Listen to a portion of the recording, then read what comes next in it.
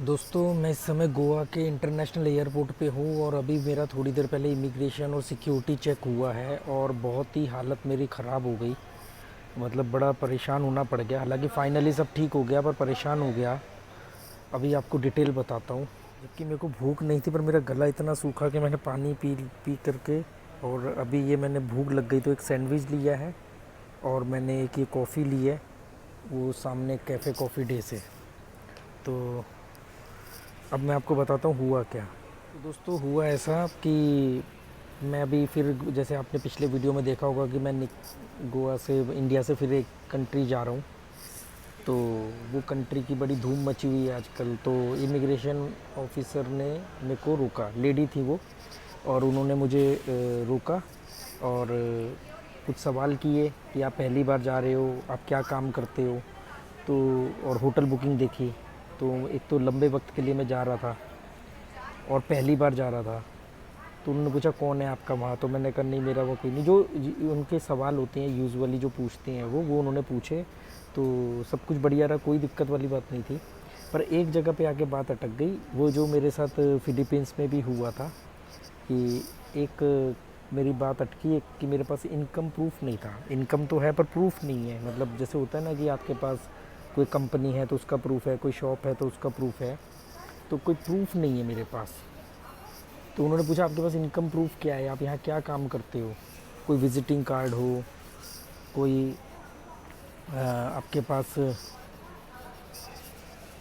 कोई भी मतलब प्रूफ हो तो जो जेन्युइन भी है। उनकी बात भी सही है पर कहानी, मतलब मेरे पास कोई प्रूफ नहीं था। फिर उन्होंने पूछा मुझसे कि मेरी एजुकेशन कितनी है। मैंने कहा मैं 9th पास हूँ। तो ये भी थोड़ा सा एक, मतलब दो पॉइंट पे चीज़ें अटकी। हालांकि यहाँ पर वो शक्ल वाली बात नहीं अटकी क्योंकि मैं पासपोर्ट पे मेरी जो फ़ोटो है वो मैं उसमें बहुत मोटा था और अभी काफ़ी फ़र्क आ चुका है साइकिलिंग वगैरह के बाद और अभी, मतलब।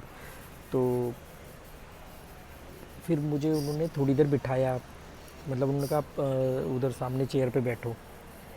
फिर वो उनके जो शायद सीनियर ऑफिसर थे वो आए, वो उन्होंने मेरे से पूछा कि आप क्या करते हो यहाँ पे। तो उन्होंने जो भी मुझसे पूछा और जो सच था मैंने वो बता दिया। मतलब मैंने बता दिया कि मैं दिल्ली की एनसीआर का रहने वाला हूँ, वैशाली गाज़ियाबाद में रहता हूँ मैं। मतलब घर है मेरा, पर मैं 2-2.5 साल से मैं गोवा में रहता हूँ, मेरे बच्चे यहाँ पढ़ते हैं। मतलब जो भी चीज़ उन्होंने पूछी वो सब मैंने उनको बता दी और सब बता दिया मैंने उनको। उसके बाद एजुकेशन पे बात आई तो मैंने कहा कि मैं 9th पास हूँ। फिर उन्होंने पूछा कि अच्छा 9th पास हो तो क्यों, मतलब ना आगे क्यों नहीं पढ़े। तो मैंने बता दिया कि उसका रीज़न ये था कि भी ऐसे ऐसे मम्मी ने दूसरी शादी कर ली थी, मेरे डैडी की डेथ हो चुकी थी, मुझे उस समय वो चीज़ सही नहीं लगी और मैंने वो घर छोड़ दिया। तो इस वजह से मेरी पढ़ाई भी छूट गई। तो उन्होंने मुझे अच्छा सजेशन दिया कि आपको ओपन स्कूल से 10th कंप्लीट करना चाहिए। तो ये बड़ा अच्छा होगा कि मेरी बेटी भी 10वीं में है, 10th पास की और मैं अब 10th करूँगा। सजेशन अच्छा था उनका। और एक और सजेशन मुझे बहुत अच्छा मिला कि एक और सजेशन बहुत अच्छा मिला मुझे कि जब सब कुछ ओके हो गया, मतलब इस सब में प्रोसेस में पौना घंटा 1 घंटा लगा और वो आज बहुत अच्छा हो गया कि मैं बहुत जल्दी एयरपोर्ट आ गया था, 4.5 घंटे पहले ही आ गया था। तो वो टाइम यहाँ बच गया। तो इस सब में मतलब मैक्सिमम 1 घंटा लगा। उन्होंने सारे वो होटल बुकिंग वगैरह देखा। मैंने एक होटल बुकिंग ना, एक ही होटल बुकिंग कंटिन्यू अगले दिन भी वहीं से कर दी थी। पहले मैंने 5 दिन की करी थी, फिर मुझे लगा कि यार ये ही ज़्यादा दिन रहता हूँ तो मैंने उसको अगले 5 दिन की और कर दिया। तो उस वजह से हुआ क्या कि उनको थोड़ा सा ये कन्फ्यूज़न था कि एक ही होटल में 2 बुकिंग क्यों की है। और मुझे ये था कि अगर इन्होंने वापस भेज दिया या किसी भी वजह से रोक दिया तो मेरी बहुत पैसा मेरा वेस्ट हो जाएगा होटल बुकिंग का। फिर मेरे को उन्होंने बुलाया काउंटर पे वापस। जब ऑफिसर से मेरी बात हो गई और उन्हें सेटिस्फेक्शन हो गया। आज यूट्यूब ने बचा लिया एक्चुअली में। यूट्यूब ने ऐसे बचाया कि उन्होंने पूछा कि आपका इनकम क्या है। मैंने कहा मैं यूट्यूब पे वीडियो बनाता हूँ, वहाँ से या छोटा मोटा इन्वेस्टमेंट है। तो उन्होंने मेरे पास जब वो आए, जब मैं बैठा हुआ था वहाँ पे, तो फिर उन्होंने मेरे यूट्यूब चैनल को चेक किया। और तो अब यूट्यूब चैनल का तो कोई प्रूफ होता नहीं ना कि आप क्या बोलोगे, मतलब यूट्यूबर होने का कोई प्रूफ ही नहीं होता है। तो मैंने कहा अगर आप चाहो तो मैं बैंक स्टेटमेंट दिखा सकता हूँ। उन्होंने कहा नहीं उसकी ज़रूरत नहीं है, बस आप पहली बार जा रहे हो और एक एजुकेशन प्रूफ कई बार मांग लेते हैं हम लोग। मतलब मैंने कहा नहीं, वो मतलब जो उनके यूजुअली सवाल होते हैं।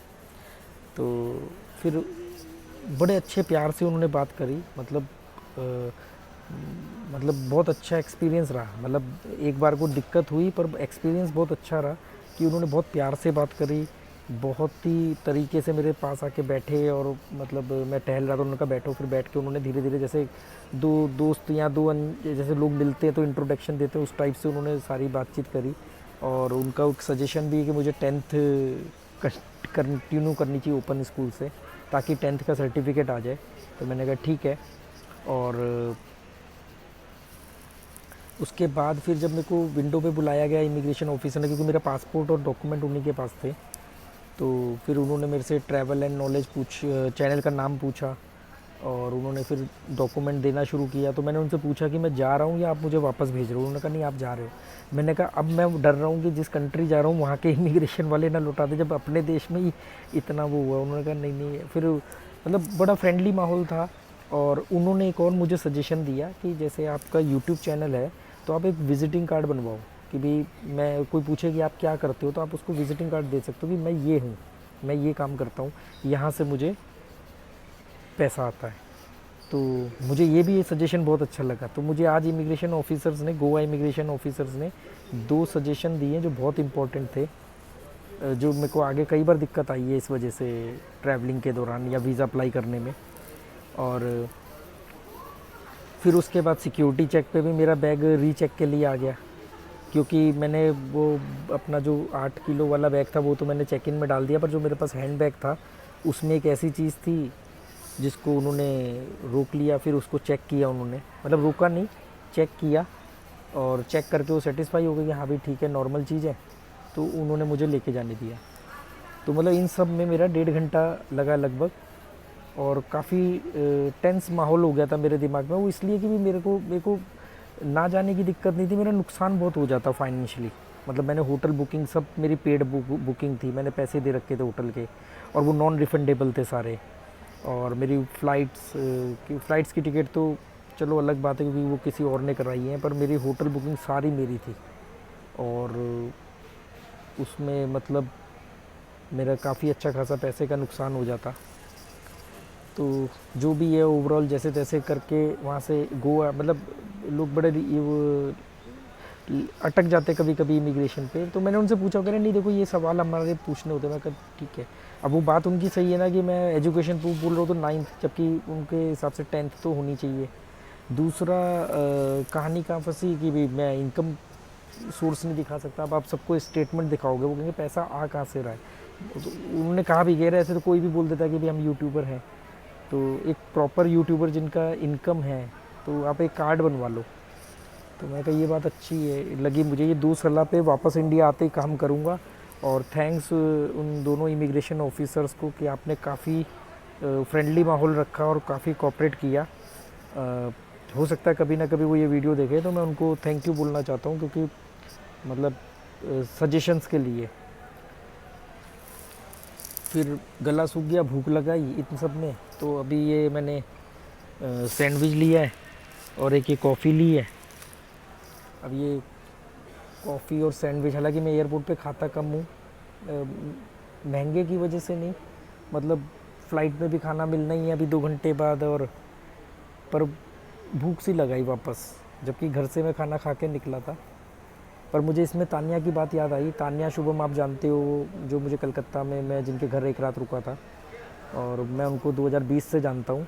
तो तान्या ने मुझे कहा था कि एयरपोर्ट पे आप जितना मर्जी खाना खा के जाओ, वो इतना लंबा लंबा चलना होता है और प्रोसेस इतना लंबा होता है इंटरनेशनल फ़्लाइट के दौरान, कि आपको भूख लगेगी लगेगी। और ये बात सच है, मतलब साइकोलॉजिकल बहुत इफ़ेक्ट करता है।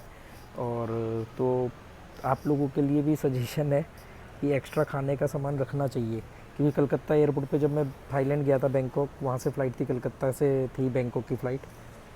तो तान्या ने बोला कि आपके लिए मैं खाना रख रही हूँ। तो मैंने कहा नहीं नहीं ज़रूरत नहीं। उसने कहा नहीं आपको भूख लगेगी। अच्छा कितनी रखूँ? मैंने कहा नहीं सिर्फ 2 पराठे रख देना। तो तान्या ने 5 पराठे पैक किए थे, और आप यकीन मानोगे 5वां पराठा खाने के बाद मेरा पेट भरा था। तो मुझे उसकी बात, फिर वो लोग जब गोवा आए तो उसने बोला था मुझे कि भी क्या होता है, एयरपोर्ट बड़े बड़े होते हैं तो, और इमिग्रेशन सिक्योरिटी चेक, यहाँ चलो वहाँ चलो, बैग उठाना, तो वो भूख लग जाती 2-3 घंटे के अंदर। तो मैंने कहा चलो, तो आप लोग भी इस बात को ध्यान रखना। और फ़िलीपींस में अटका था मैं, और मैं यहाँ इमिग्रेशन पे मुझे कलकत्ता एयरपोर्ट पे मुझे इसलिए रोका गया था कि भी वीज़ा ऑन अराइवल था बैंकॉक में, पर मेरी शक्ल नहीं मिल रही थी मेरे पासपोर्ट वाले उससे। अभी भी लास्ट में उन्होंने बोला कि यार इसमें इसमें आप मोटे लग रहे हो और अभी आप पतले हो। तो मैंने कहा हाँ, ये 2018 की फ़ोटो है, और ठीक है, इनका काम है, क्योंकि सिक्योरिटी बहुत ज़रूरी है ना, इन्हीं लोगों की वजह से हम सुरक्षित रहते हैं। तो जैसे मैं फ़िलीपींस में अटका था, पर वो इमिग्रेशन में थोड़ा सा वो लोग रूड थे, मतलब रूड थे और मजाक सा उड़ा रहे थे। पर ये तो चलो अपना देश है, और अपना देश का इतना बड़ा रोल नहीं है जितना कि मतलब हर व्यक्ति का स्वभाव होता है। तो यहाँ पर मतलब इमिग्रेशन का बहुत अच्छा एक्सपीरियंस रहा मेरा, क्योंकि मेरी गोवा से पहली इंटरनेशनल फ़्लाइट है। डोमेस्टिक तो मैंने बहुत फ़्लाइट ली है, पर इंटरनेशनल पहली है, तो इसलिए इमिग्रेशन पहली बार मेरा गोवा से सामना हुआ है। उन्होंने बोला भी कि आप दिल्ली से भी तो फ़्लाइट ले सकते थे, तो मैंने कहा नहीं, मैं रहता यहाँ हूँ सियोलिन में। चलो, अब मैं ये खाऊंगा, कॉफ़ी ठंडी हो गई होगी, क्योंकि बहुत खौलती हुई कॉफ़ी देते हैं। और फिर मैं आगे आपको बताऊंगा कि अगर आप कभी गोवा घूमने आए और आपको एयरपोर्ट जाना हो, ये डबोलिम जो सबसे दूर है, तो कैसे 170 रुपये में आप एयरपोर्ट पहुंचोगे। मतलब पैसा भी बचेगा, टाइम भी बचेगा। जो अफोर्ड नहीं कर सकते उनके लिए, जो अफोर्ड कर सकते उनको मैं बोलता हूँ खुल के खर्चा करो, पर मैं अफोर्ड कर सकता हूँ, फिर मैंने क्यों बचाए, पता नहीं भाई। चलो, okay, goodbye, thank you.